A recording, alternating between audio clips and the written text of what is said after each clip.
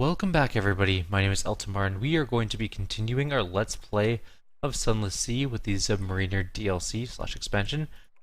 We're going to leave London, we're going to head towards Venderbight. We also have to look for the Isle of Cats as per our mission.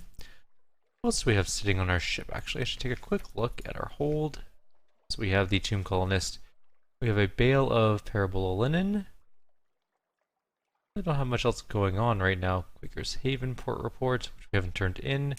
Should probably go ahead and do that before we leave. Are we full? Is that why we didn't turn it in? How is our hold? No, we have room. Okay. We'll go into there. We'll hand in that port report. Quaker's Haven. And Demo Island, which weren't very exciting. And that's it. Let's speak to the Admiral. Does he want anything else? No, we already got his mission. His mission is to go to, oh, I don't recall now. Where are we supposed to go? Let's take a peek. You can easily find out that. Objective. We have to go to the Empire of Hands, right? Yeah, it's a long ways away. We're not going to do that for a while.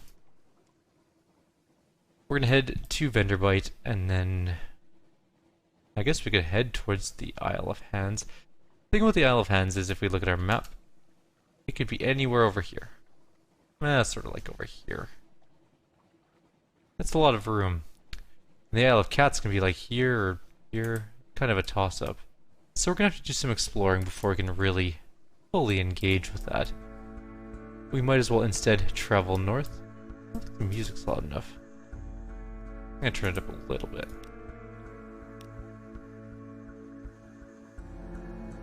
The music in this game is so good that I highly recommend listening to the OST. We might as well stop in it and just keep on the way. Why not? We can get another port report. I don't think we have any news. Maybe we do.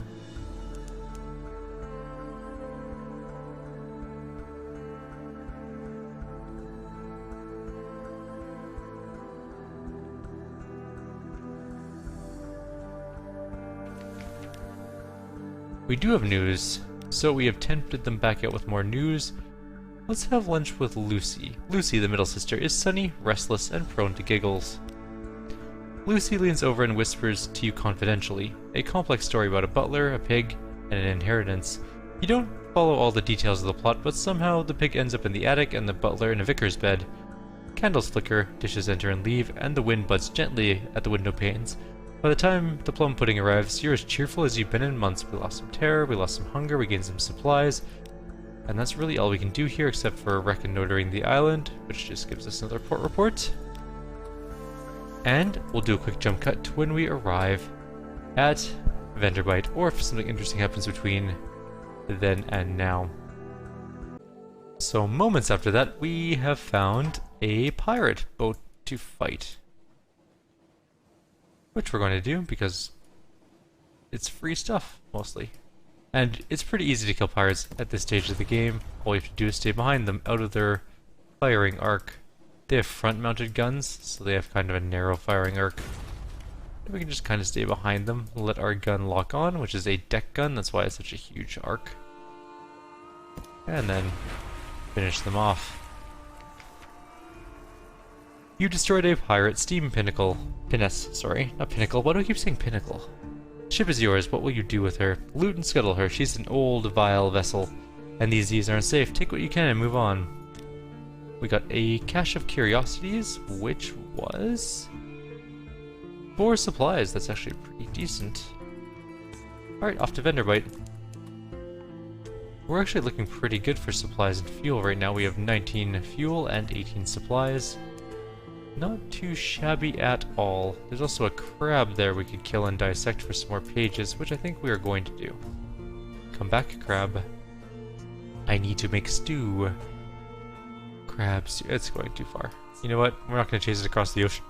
If it doesn't want to come near us, then it doesn't want to come near us. That's just all there is to it.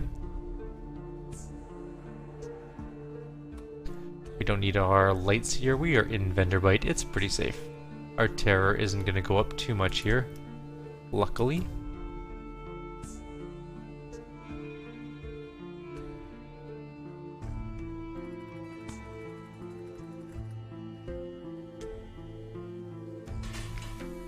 Alright, days of shrooms and roses. The tomb colonist surveys Venderbight, shaking her head. It won't do.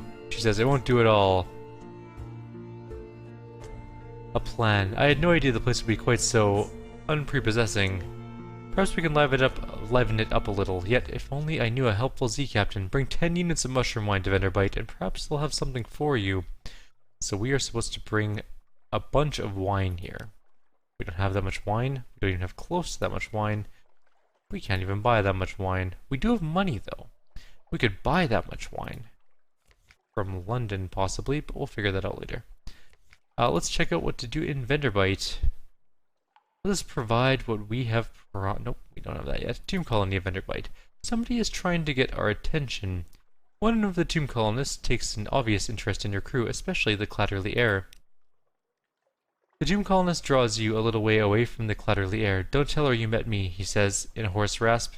Her mother cut my voice. Hoped to fix it so I wouldn't be able to look for my daughter. So I wouldn't want to. He wheezes. Didn't work. Operation's never completely effective. Need to get to know my daughter well. Happy. Finding enough patience, getting enough to eat, and so forth. In exchange for the simplest news, he explains himself. I'm her father, he says. Ordinary engineer, not the sort of parent she would want. If you wish to tell the heir about this encounter, you can do so by speaking with her. So, we found her father. Could probably go ahead and throw her in the surgeon thing. We got hearts and iron. And we'll speak to her. So we should apparently invite her to dine with us first. Does she wield a fork the same way she wields a surgical instrument? We lost his supplies. We are learning about the Clatterly Heir. The cooked flesh arrives still in a shell from the claws, 8 legs, body, and head. She renders a dozen neat bite-sized piles of shredded flesh, sutured with mushroom or pinned together with a needle of chitin. Perhaps she has missed a calling as a chef. She denies it. My mother was the child of a surgeon in the first city. You might say that knife work runs in the family. There's a wicked quirking smile around the corner of her mouth. Then there are rumors about my father. She would deny there's any truth in those. Yes, your father. We still can't talk to him. Or about it. Could proposition her? She caresses. She undresses you and stands scowling at you, as if choosing where to make an incision, then fingertips and the point of her tongue. She is not exactly impatient, but determined and precise. She knows exactly what will produce the most intense sensation. Your vision blackens near the end, but she never goes quite too far. When you are too drained and dizzy to move, she gives you a smug look that you could possibly interpret as affection. We began an affair with the Clatterly Heir.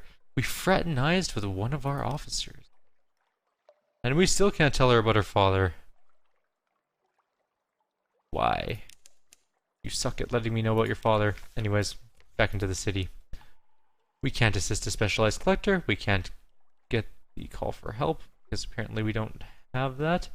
We can visit a certain little restaurant. We can explore Venderbight. We can visit the first curator, and we can gather gossip. We'll gather gossip for the port report.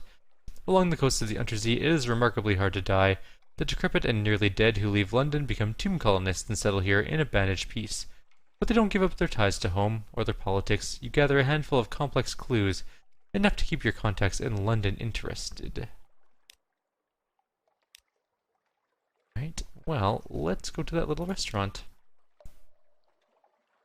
At the twisty tip of an odd little side street, welcoming yellow light glows from the gilt-lettered windows of a restaurant. The sign reads, Vengeance of Jonah.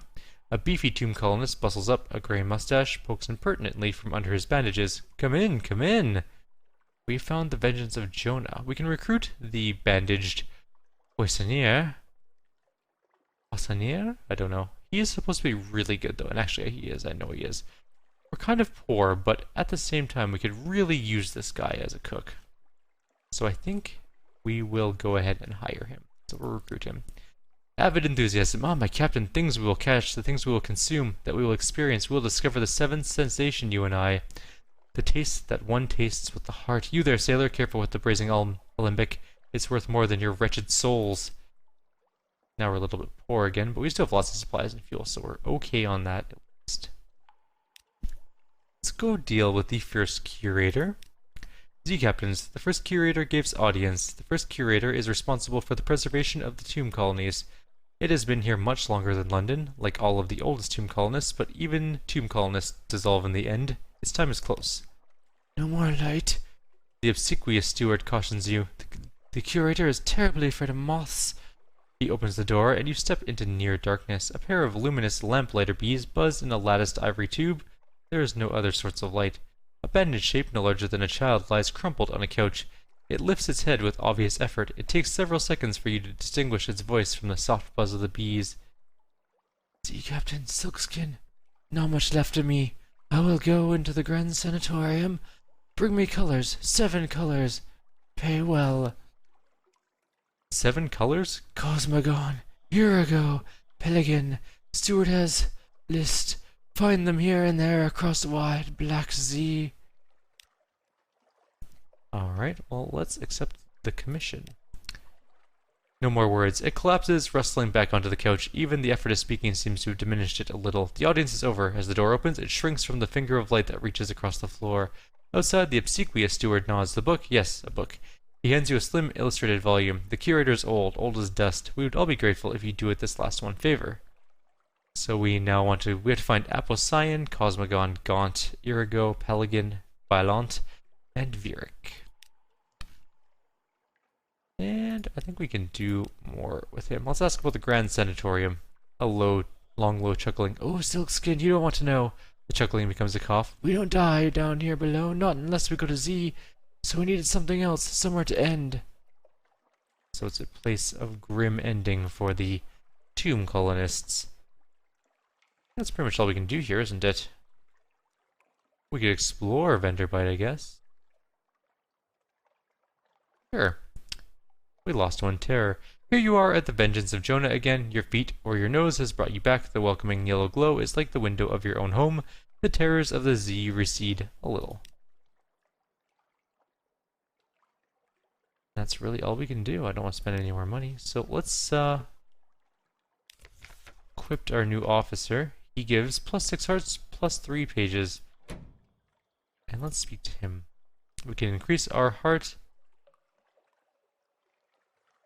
We can't quite dine with him because we don't have Muter Salt or Mutter Salt, and we don't have a strange catch. So, where are we off to now is a good question. Probably north then east. But unless we find something interesting to examine, I will leave you for now. So we have a small event. You stand on the bridge with the likely last locket in your hand.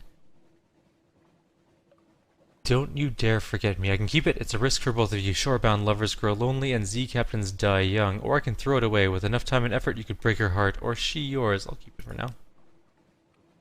I still have a sweetheart in London, and for now my affair with my officer is forgotten. Oh, I can do one or the other. It doesn't let me do both. I see. A lifeberg is chasing us, but we are ignoring it. It'll go away on its own. Alright. So we're going to ignore our affair and just worry about our love interest in London. Back shortly. We have arrived at the town of Codex. Or island of Codex, I should say. The Isle of Codex. Codex, a desperate cave full of mute exiles, an inexplicable colony of shivering, bad-tempered monkeys. I can compile a port report, but I can't do a damp request, and I can't acquire a doomed monster hunter just yet. I need a searing enigma for that, which we don't have. Do a port report. No one will speak. This is a challenge. Silently forthright. The exiles see many come, fewer leave, some are even willing to communicate, but their gestures are unfamiliar, their meanings unclear. Even when you can understand, these are answers without questions, as useless as a key without a lock. Alright, I think we're going to end off here. This is a good place to end this video, and in the next one we'll continue to search for new and exciting places to go. Like always, if you have any suggestions or comments, please leave them below. Others, I'll see you all next time. Take care.